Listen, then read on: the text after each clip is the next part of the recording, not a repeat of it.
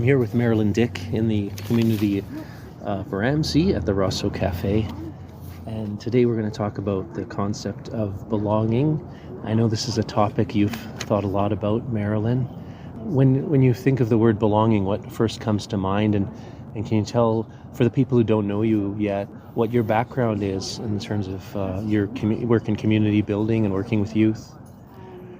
I think that I never even would have understood that there was such a thing as belonging. I was born into a small farming family who were diligent their whole lives in providing for children, and we all worked together to make the little farm work and all of those things. So I don't think that I really ever understood that there were people that were not belonging somewhere, because I've never felt that I didn't belong. So when I had the opportunity to begin the back door, I began to see really clearly and hear very clearly that young people believe that nobody cares about them. They believe that nobody understands them and that they don't belong anywhere. And that's kind of bottomless, because how do you tackle that as them? So I listened, and I think that one of the key pieces to understanding belonging, which I learned by experience, was you listen to people and you understand, because you're listening beside them. You're not sitting at a table manufacturing ideas or strategies for them. You're just listening, and you listen and you listen, and your shared humanity becomes the strength of knowing how to understand, and how to then, when some young person is talking to you, they really believe that you are listening and that you do understand. And then that's a basis of an equal exchange. Did this realization that they lacked a sense of belonging, was it something you were aware of right away, or is it something over time, as you met with more and more young people, that you realized they didn't have this sense of belonging? And did they express it explicitly to you, or did they say it in indirect ways, how they didn't feel they belonged anywhere? Or did they, do you remember some young people saying to you, I don't feel like I belong anywhere? Oh, yes, absolutely. Yeah? All of the above, I think. All of the above, okay. There's various times in their lives when they feel more in control of what's going on, and they might say, that's cool with me, I'm okay on my own, that kind of stuff. But one of the ways that young people who think I really would like to get out of this lifestyle, it's a difficult thing, because what's necessary for them to re-enter society is that society will accept them and welcome them. Right. And that is not the case in our city. Our city is very happy to pay money, to give food, to give clothing, but there's still judgment, and there's still prejudice, and there's still belief that anybody that's out there, it's their own doing, and probably they're a bad person because they've done wrong things. Okay. Because when I asked you that question, I was thinking it's not easy to admit that you don't feel like you belong somewhere, because it's an admission of vulnerability, isn't it? Isn't it admitting that you need other people to say, I don't feel like I belong anywhere? Aren't you saying, I need other people and I'm not connected to them? Is that an admission of vulnerability? I don't know. Yes, but I'm not sure that they would use the word vulnerability. They would say, oh, in this place, I feel like people like it when I come, and they respect me, and they don't judge me, and that's a world of difference for them, because they are outside on the streets. They are judged all the time. They're monitored. They're accused. They're whatever, and they're the first suspect always. Those kind of things. Right. I assume they feel very judged, as you said, when they're out in the community. People look at them differently, treat them differently. Their guard is up. With the back door, which now is known as the doorway, how did you try to create an environment where they did feel like they belonged there? What did you do? We started on that premise. Prior to the doorway opening its doors, Carl DeLine, director of the food bank at that point, a very early food bank, hired me to help him. And for 6 months, we discussed this opportunity of a philanthropist who wanted to know why young people were on the street for so long, and if there was some new idea or approach that could help them get off the street, because current initiatives were not helpful in any way in helping them. That was the groundwork. So Carl grew up in poverty. He understood it. And so he taught me so many things in that first 6 months about the culture of the people that live in poverty. And so we made rules to our environment, like a participant, a young person, will always be the most important in the room. And from day one, that's the approach that the back door and the doorway takes. They are the most important people. They come there to an environment that is staffed or offered by community people who do care about young people. Yeah. And the exchange is never about what's going on in your life, that kind of stuff. It's about being a person with other persons with a different life experience. And over conversations, casual, young people are making plans to make change. Those conversations are just casual sharing of the culture that mainstream belongs to. Is they're saying, I accept you, and you might want to think about this because this is what I've learned in my life. That's the way young people start to learn, A, that people care enough to be there, and B, that, oh, that's not so hard, I could do that. And they begin to understand that inside of them there is a relaxation of resistance and the wall that they have to put up when they go back out on the street to protect themselves physically. Can you help me understand a little bit more about how the concept of belonging ties into the factors that lead to a young person ending up on the street? I probably imagine it first as families, because there are families that don't care about their kids. There are families that love their kids dearly, and their kids still end up on the street because other things inside their home haven't made sense. And we all understand the dynamics of adults who abuse children, those kinds of things. That isn't everybody. But a young person who doesn't feel like they have a trusted ally. I think one of the profound things about young people on the street is that the people in their community, their context, whatever, have destroyed their trust. And once that trust is gone, then who do they believe and what do they believe, and how do they not know that if they're going to make something of their life, it has to be up to them. And they can't do that in the context that they're in, so they move away. And that happens at different levels and different ages. Kids that can't make it in school, they get ostracized at school because they don't have the right shoes and they don't have the right jeans, and they get discouraged, and then they get defensive, and they're angry. And so that piece becomes, I don't belong here, I'm quitting. Right. It's that kind of stuff. I understand. And obviously, like an organization like the Doorway, the idea isn't, of course, to make life on the streets easier. It's ultimately to help them reintegrate to mainstream society. But how do you restore that trust so that they feel like mainstream society is something worth belonging to, or that it's a place that they'll ever be accepted? Isn't that a big part of it, that they don't feel like they can be themselves and ever be part of mainstream society? They've lost faith in it. Absolutely they have. But the Doorway has managed to be a consistent place where people feel trusted and trust. The Doorway isn't a pushover. The Doorway isn't like, you're a good person now all the time. It isn't anything like that. It's about you're accepted as who you are. And if you want to change that, how do you think you could do that?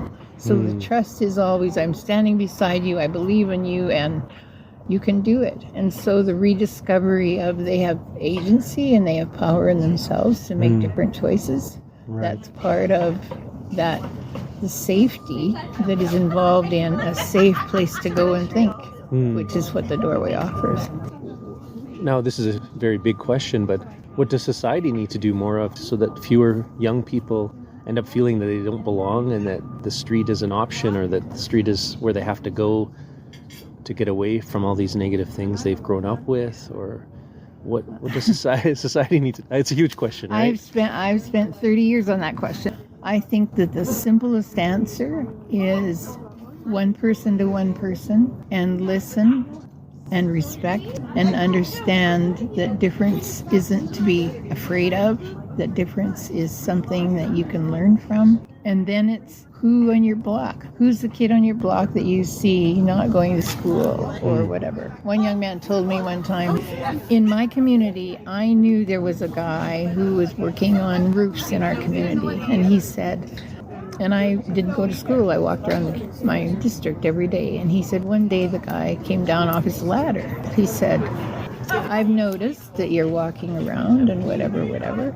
And they began to engage just in a conversation. But at the end of the day, Michael ended up at the back door at that point. And with the support of one person on his block that believed in him, he began to recognize he could change what was going on in his life. He had choices. He really did have choices. A lot of young people have no idea they have choices. They think, well, I've sort of screwed up everything and I've left everybody that might have been around for me, and so this is it. I've got to navigate this culture. And the street is we do not understand how dangerous the street is. Remember one morning one young man came in with a clipping of a young person who had died on the street that week in Calgary. And he said, people don't get it. Every day that we're out there, we could die. That's how it is to live on the street. So you have to protect yourself in the ways that you know. And sometimes that's anger, and sometimes it's aggression, and sometimes it's hiding. But you're responsible for your life every day. Not just about finding food and a place to lie down, that you're not going to get robbed in the middle of the night. That happens again and a lot. Yeah. Because that's the economy of the street. I think some people might be surprised by you saying that they feel like that they could die at any time, because the general sense is that young people feel invincible. They're the ones who are racing their cars around and engaging in dangerous sports and bungee jumping and other things that, thrill seeking. They feel invincible at that age. Are you saying that young people in the street don't have that same sense of invincibility that other young people seem to have? No, they don't. If you imagine being on the street with a pair of shoes that has holes in them, you have no money, you have one set of clothes, and you might have a blanket hidden somewhere that's going to try and keep you warm at night because you're going to sleep outside because you don't want to be in the facilities where other people are that could harm you. That's all you've got. And so there's the invincibility would be with, and I don't know a lot about the structure of the street. I've never really just listened to stories, but I know that there are people on the street that are called enforcers, and they're the people that beat up people for other people. And so that often involves money, that you've agreed to do something for some money, and then you owe money, and then you can't get enough back to return to what you owe, and so there's always unpaid debts that are settled with violence, those kinds of things. It's an ugly, dangerous place. Wow, yeah. And still young people will choose not to go to facilities because there's another set of things there that are not attractive to them. Obviously, it'd be terrifying for any parent if they had a teenager who was starting to rebel, as they all tend to do for some period, but maybe starting to perhaps get into drugs, maybe starting to hang around with kids that you worry about. So if there were parents who thought, oh my God, I hope my kid would never end up on the street, what things could they do to reduce the chance that that could ever happen? I think it starts with your own kids when you listen to them and that you talk to them back and forth. You trust their choices. You let them make mistakes and learn from their failures. In my kind of long life now, I have observed that parents that engage with their children as persons all of the time that they're growing up. You're not my property. I'm not in charge of you. It's not power-based. It's I'm learning from you how you're living your life, and if I can help you, I will. Those kinds of ways of holding your children close work, because if your children can trust you not to lose it and say, I can't believe you just told me that, you're going to be penalized. Those kinds of things don't work. That young person is growing into an adult, and they need the space to figure out what they should do and what they shouldn't do in a safe way. And I think that's the biggest gift that parents can give their kids, is to allow them to understand themselves, to recognize that they have personal power, and then to guide them in the choices that they're making without authority, but with suggestion and with wisdom and gentleness, and you're always accepted and that kind of stuff. That may sound pie in the sky, but I really believe that that's the only way. It's the way that the doorway would be, sort of at arm's length, would be, we just accept you and we trust you and you can do it. And young people embrace that, and it's like a relief. I could do this, and there's somebody that believes that I can, and if it doesn't work, I can figure out another way to do it and start over again tomorrow. That's kind of a safe strategy for young people to build their lives forward. Where do you draw the line? Like, if you want to make the young person feel accepted, how do you make someone feel accepted without necessarily accepting all the decisions that they're making? Where do you draw that line? Because I think maybe some parents feel like, and again, it comes back to the issue of control that you mentioned. If they're afraid to be too accepting of them and their autonomy, because then it's like saying, well, you're free to then do whatever you want. And they're afraid that some of those decisions are going to be bad decisions. And obviously, when some of these young people come into the doorway, they've made bad decisions that have led to where they are, and they may be continuing to make bad decisions regarding drug use or crime or whatever. How do you make someone feel accepted without saying necessarily that you're condoning some of their decisions? Because at the doorway, you see the person that they will become. You see their potential. And they always know that you see their person, not the stuff they've done. They know all that. They don't need to repeat. They don't need to make a list for you. They know that you believe in who's really inside. And one of our volunteers said one time, I thought it was such a wise statement. She said, it's our job to see them as they can be until they can see that for themselves. And you can do that with your kids too. See them as they can be. It's ridiculous to think that they're not sorry for a whole bunch of stuff that has happened. Some stuff happens in survival that's awful, and they are very sad that they had to make that choice. But at the moment that choice had to be made, those kind of things happen. But there's still a person in there there's a measurement inside them that says, that isn't me. That isn't me. And so their journey about change is to discover the me that they respect and that we see in them every day when they walk through the door. Right. Because it's in there. It's in there. No baby is born to be an ugly, violent person. I don't believe that. They're born and they learn. And one of the hugest pieces of insight that one of our volunteers said one time, he said, Marilyn, people keep asking, what's wrong with our young people? He said, what's wrong with our young people is that they reflect who we are. Adults in this society are appalling in a generalized state. There is so much adult negative in our society that young people, who are they going to follow? Who are they going to call? I think that the strongest sociological insight is that every second of every day, a baby, a child, a young person is watching the adults in their lives. And you're teaching them by the way you react to stuff, the way you react to them, your values, all of those things. Your child is absorbing mountains of material every day. And you have younger kids, so you know how quickly little ones learn. And it's in there, and their brains are fashioned by what they see in their society. And so maybe we're looking around today and saying, what's wrong with our society? We need to be afraid of that. We have not done a good job. When you look specifically at the community of Calgary, in what ways is this community strong, and in what ways could it be stronger?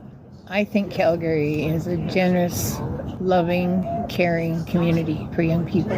I think there's not understanding about how to make a tangible opportunity for young people who are on the edges of society to change. I don't think that any of our programming is doing that really well. We do programming that teaches them stuff, and makes them safe from being on the street, which is awesome. But at the end of the day, I think that one of the star pieces of what the doorway does is that they offer a place to come just who you are, accept you, and allow you to make the transitional changes out of your own choices. And you recognize that everything that is changing, it was possible because you were led to yourself to discover your own agency, and that you can make your own decisions, and they can be good decisions. And no matter whether you're on the street or not, we all make bad decisions sometimes, but we also have the grace of people around us to believe in us that we could make a good decision. We just need to try again. You're never out. Tomorrow's a new day, and you start over. Did your approach with young people evolve over time, and did you feel like you got better over time with connecting with them, or did you feel like at the beginning that you connected well with them? From the beginning, we nailed it. Yeah. And it just worked, and it worked for young people, and they gave us consistent feedback about how differently they saw themselves now that they had the opportunity to think about themselves in a different way. We hit the road running. Then it was a struggle to be funded because we do an incentive process, which was new in those days. And people didn't want to give us funding because they didn't want to hand off money to young people. It took about 10 years before people started to believe in our process. So we struggled with that. We had a vending business that we did with used machines for several years so we could pay the incentive to young people. But always the strategy stayed exactly the same. You walk through the door, you're welcome. You have an opportunity for 24 months, 1 month at a time, to figure out the changes that you want to make in your life, because you walked through the door and said, I want to change. So it's always you, always you, always you. It's not us. We're just here because we believe in young people. And so the doorway is, the essence is community, helping young people. What kind of feedback from young people meant the most to you when you'd hear it? What really struck a chord with you when someone would say something to you? I think probably the strongest emotional impact would be that they couldn't believe that there was a place that would accept them and believe in them. And again I heard that. One young lady, I remember she was doing her planning when I was talking to her. And this was right at the beginning when she started, so that's the context. I was guiding her to write down her own ideas, right? And she looked up and she said, you mean I can just think about my own life here? And she started to cry. Wow. That's a strong one. Yeah. Yeah. Because in programming, you're always mandated to do whatever it takes to make the program work, because they have to look good on the piece of paper that they send to the funders so they can get more money. So there's no focus on just you. Right. The focus of a program is on what we have figured out that is wrong with you, and you can work on it while you're here. For her to say that, there must be a narrative in her mind that she didn't matter. Oh, yeah. And this was a counter-narrative saying you do matter. Yeah. And that was sinking into her that, maybe I do matter. Yeah. And that's why it struck a chord with her. Coming back to how the community here is doing, I think a lot of people would, just anecdotally, it seems that there are more people on the street. I don't know, do you think things are getting better? I think in terms of the economy, no. There is less access to employment for young people. Yeah. And the gaps for education or training or whatever, those things. And the government tries again and again to set up programs. When we started, we thought we would take a government program to give an incentive to an employer to hire young people coming off the street. And we learned immediately that there's no point, because they do not have the stability in their lifestyle to be able to go to work every day, because they're still don't have a place to live, don't have that kind of stuff. So we learned that up front. So we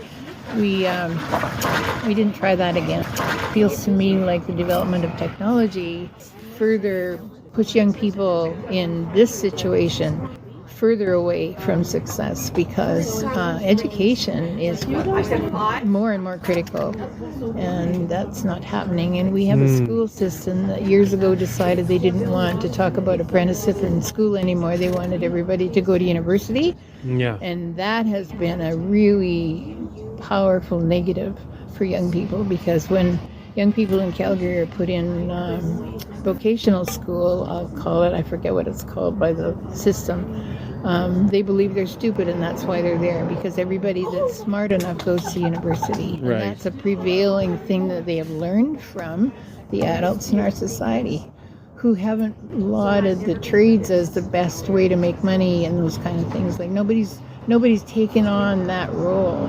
Yeah, I understand. I recently read a book called Shopcraft as Soulcraft, and the whole premise is the trades are undervalued, and the author is a man who was well educated.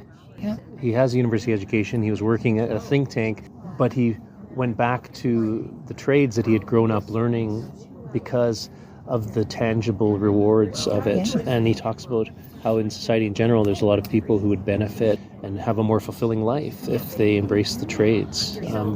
And it just seems to me, if someone has grown up with a lack of structure or a very unhealthy structure, that having tangible rewards and tangible results of your efforts are even more important. Yep. That it's maybe hard to go from a very unstructured environment into a work environment like an office environment where the outcomes are very difficult to measure exactly, and there's a lot of politics and maneuvering, whereas when you're on a job site or you're working with your hands, as a carpenter or a mechanic or whatever, the outcome is clear. You either made it work or you didn't. You either made something functional or you didn't. Yes. I think there are a lot of people who need that tangible result of their work. Yep. Absolutely. And there's nothing wrong with that. In fact, our society couldn't run without people being extremely competent at these trades. That's right. So it's messed up that we undervalue the trades. 2005, I went to the World Urban Forum, was in Vancouver, and there's like 10,000 delegates internationally at this thing. And the last morning, the closing thing, there were maybe 7,000 people in the room, and there was a platform full of speakers who each had a little bit to say. And a woman from South Africa, she was the president of their, what did they call them, a camp of homeless people that lived outside the city. And she's happy at the podium, and she lifts up these little pieces of paper, and she said, "This is my notebook." And she said, "Look around this room," she said. "There are thousands of you here talking about how you can help poor people." And she said, "You know what? If you talk to us, we could help you with that." That's one of the strongest statements in my career, is hearing her say that. It's exactly so. And she pointed out about the people that do the real work of the city where they live beside. She said the people that do the real work travel on a train in the dark into the city late evening, and they work all night to make your city presentable for the following workday. And then we go home and sleep. Right. And she said, all of these people are invisible to you. We're making your life work every day, and you don't pay us well, and you don't know us because we're not you. So the real work of the world is critically important. In what you just said about apprenticeship and about learning trades is the same kind of analogy. It's like we want somebody to build a beautiful house for us, but we really don't want to send them to school for it, right? I don't know what we think. Right. I don't think we think about that. I think we're so sort of captured into the level that starts with offices and thinking about that. Yeah. But I think that we don't think about that next sector. That's a huge gap, I think, in our society. Well, we need to value each other and our contributions, and maybe it's hard for some people to value the contributions of people doing jobs because frankly they wouldn't want to do the jobs themselves, and they feel guilty about that. Yeah. That someone else is cleaning the streets and making their meals in the restaurants and washing the dishes. They're a little uncomfortable with that. They feel a little guilt. Yeah. They don't want to face that. Yeah. And you either continue to give a big tip because you feel guilty. Right. or you don't tip at all because, hey, that's their problem. Yeah, maybe. I think one of the things I'd like to emphasize is that real help to real people is a human process. It's not specialists. That's another thing that we've been taught, is that we need specialists for every area of our lives because, hey, they got a degree in university and they wrote a book about it, and so they know better than we. That is not so. Our humanity is the groundwork of who we are as a tribe, as people. That's our thing, and we have lost that piece. We're part of a big machine that creates industry and supports the economy and all that stuff, but this other piece of community is essential to our own humanity, and we haven't figured that out yet as a society. Any signs that give you hope in that regard? Well, there's pockets of people that have figured it out, right? Yeah. I don't know how that spreads. I think one of the hopes of the doorway is that it's spread in that one spot. Yeah. No, it's people. Somebody that pays attention to you. They don't have to know you, but you're touched by somebody that pays attention to you, right? We're part of what our humanness is.